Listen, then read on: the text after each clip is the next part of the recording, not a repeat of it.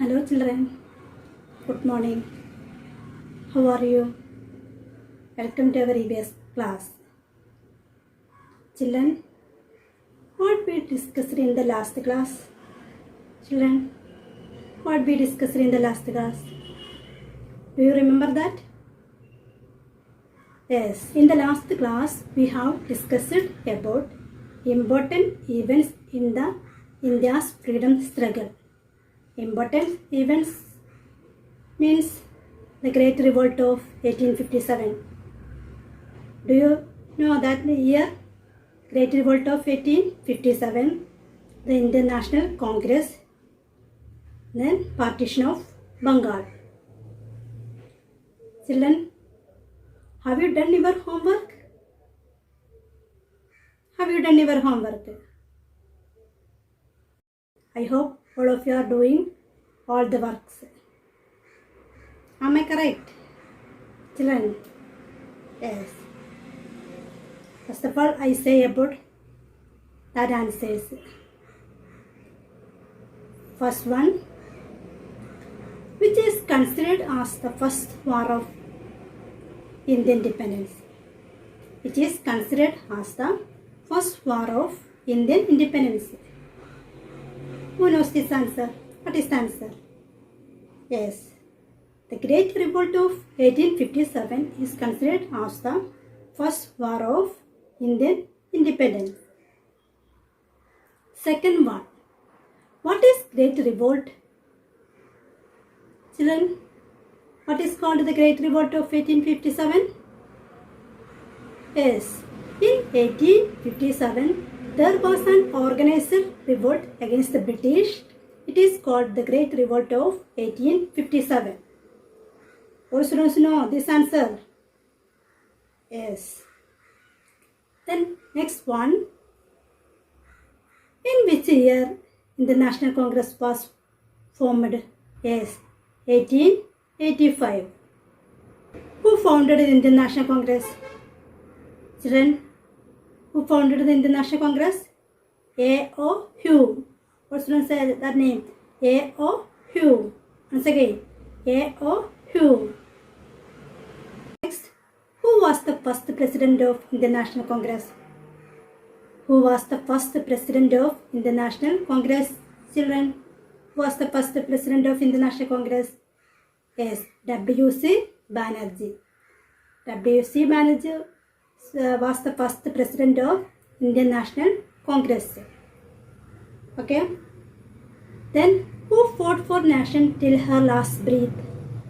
Do you know? What is the answer? Who fought for the nation till her last breath? Yes. Rani Lakshmibai. She was brave and patriotic.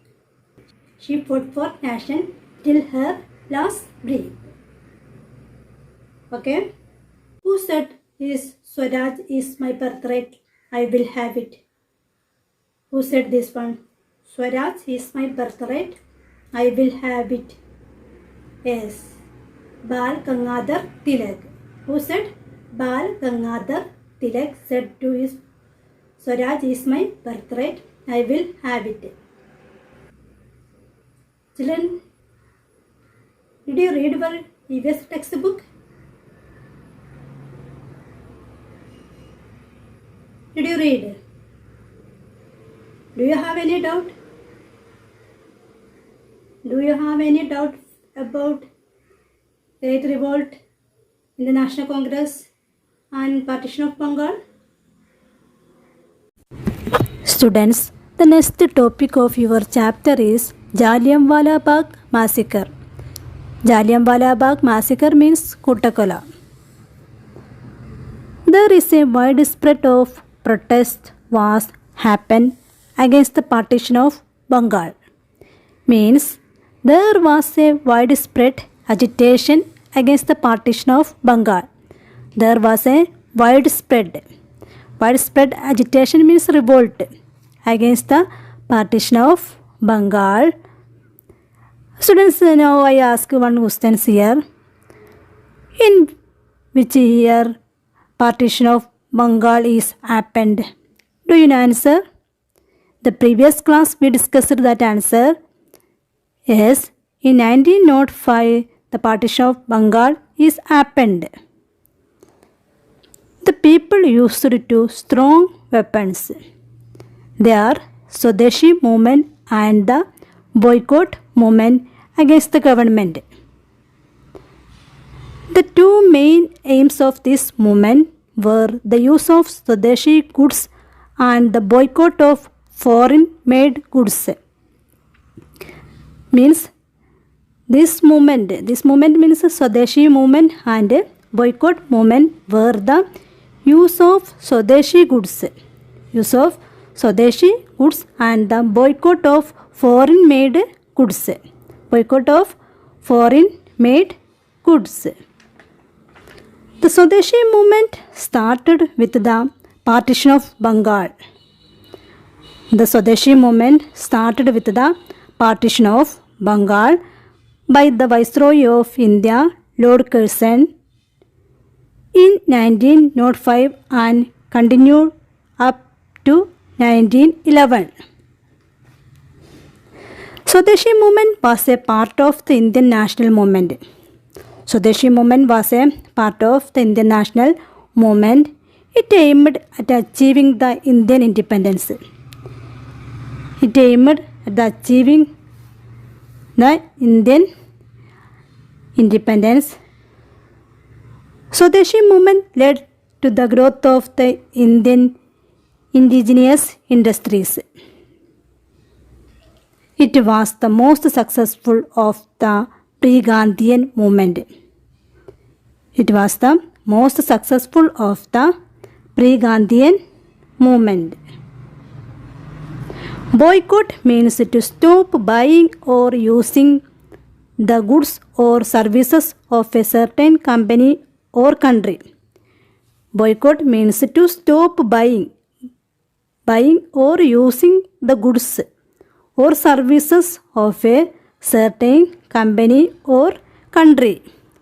Students, do you understand Swadeshi movement and boycott movement? But the movement created problems for the British government. It created problems for the British government, so the government introduced Rowlatt Act. The Anarchical and Revolutionary Crimes Act of 1919, popularly known as the Rowlatt Act. The Rowlatt Act was passed by the British government to increase their grip on power over the common folk. This law was passed in March 1919 by the Imperial Legislative Council. Rowlatt Act is a type of permission which gave the police to arrest any person without any crime.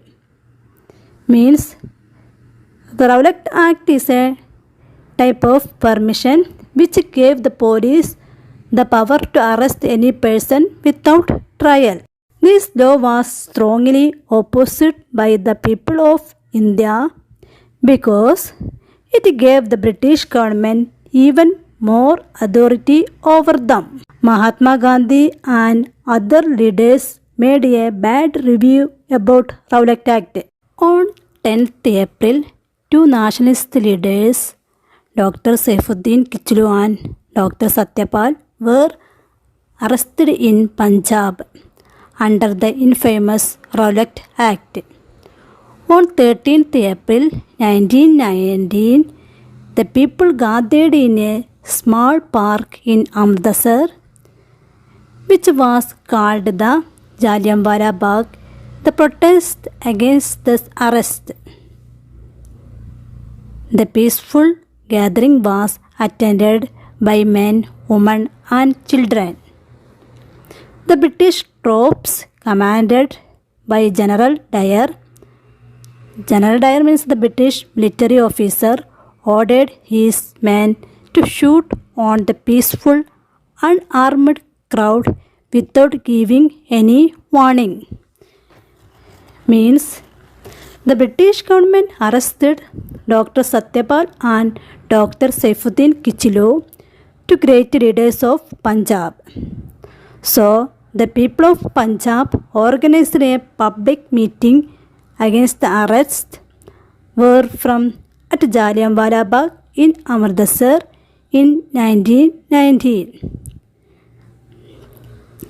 While the meeting was in progress, General Dyer, a British military officer, ordered the troops to open fire, killing several hundreds people and wounding many hundreds more. Means hundreds of people died in the firing. The massacre at Jallianwala Bagh shocked the people of India. It marked the turning point in India's modern history.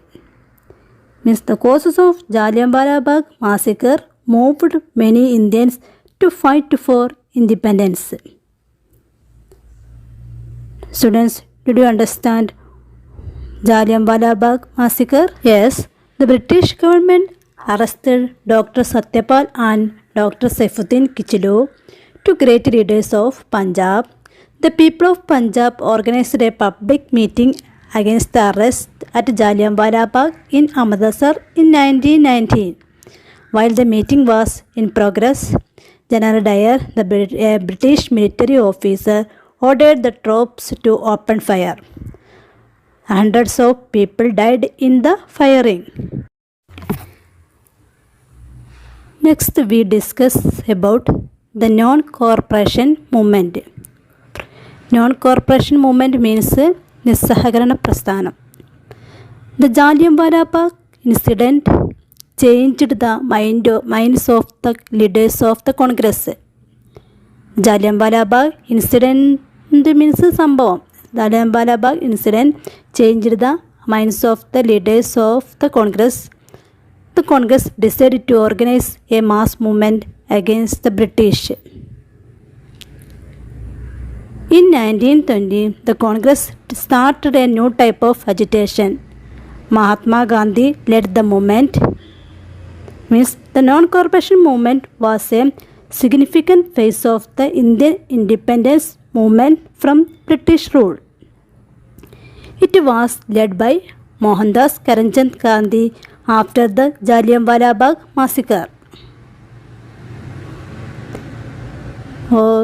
Mahatma Gandhi led the movement. Mahatma Gandhi led the non-cooperation movement. It aimed to resist rule in India through non-violence and non-cooperation. The movement was a success. But the movement was a success. Once again I say, the movement was started in 1920 by Indian National Congress. The non-cooperation movement was started in 1920 by Indian National Congress. It was led by Mahatma Gandhi. Movement was led by Mahatma Gandhi. It was based on the principle of non-violence and non-cooperation. The Gandhiji called the people not to cooperate with the British government. Students, do you understand what is non-cooperation movement? As once again I say, the Congress decided to organize a mass movement against the British. In 1920, the Congress started a new type of agitation. Mahatma Gandhi led the movement. The movement was started in 1920 by Indian National Congress. It was led by Mahatma Gandhi. It was based on the principle of non-violence and non-cooperation. Gandhiji called the people not to cooperate with the British government. Balagangadhar Tilak died on the day the non-cooperation movement was launched in 1920, August 1. He was the first leader of Indian independence movement. Once again say, Balagangadhar Tilak died on the day the non-cooperation movement was launched in 1920, August 1. He was the first leader of Indian independence movement. Students, now I give some homework for you. Write in your EVS notebook and study well these answers. First one, what is Jallianwala Bagh massacre?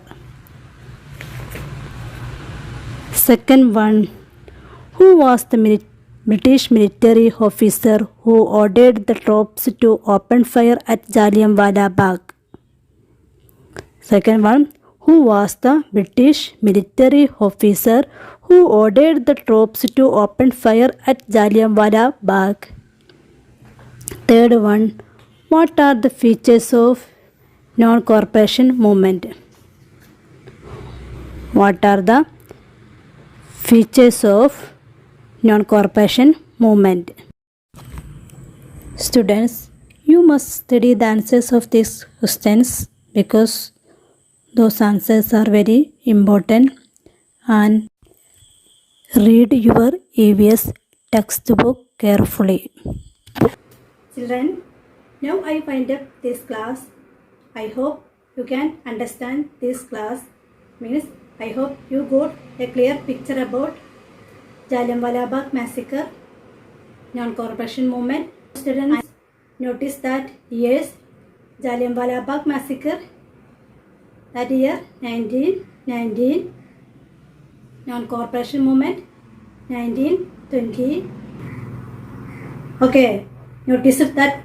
All students notice that years, events and their year. Okay, first of all, coming of Europeans, Vasco da Gama landed 1498. Then Battle of Plassey is 1757. Then Great Revolt is 1857. Then Indian National Congress 1885. Partition of Bengal 1905. Then Jallianwala Bagh massacre 1919. Non-cooperation movement 1920. Okay. If you have any doubt, you can ask through WhatsApp or call.